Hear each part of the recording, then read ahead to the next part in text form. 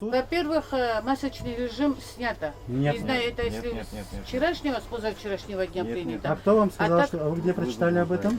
Думала, что масочный режим отменили. Такое оправдание сотрудников административной комиссии не убедило. Протокол о нарушении санитарных требований они выписывают уже не первый раз. Поводов много. С начала года уже более 40 подобных эпизодов. Прошли по торговым объектам как на улице, так и во внутренних помещениях. К сожалению, выявили одно нарушение в одном из павильонов, где сотрудница находилась без средств индивидуальной защиты.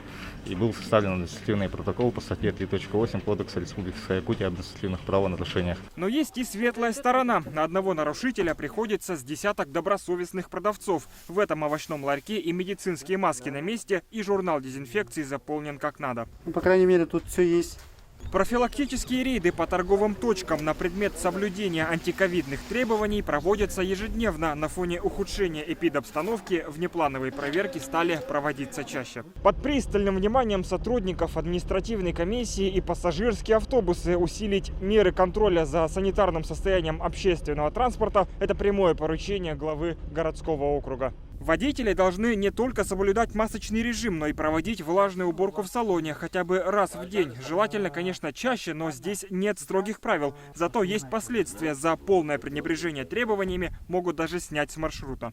К сожалению, сейчас выявили ряд нарушений. Потом никто из водителей не смог предоставить в данный момент журналы уборки помещений, именно средствами.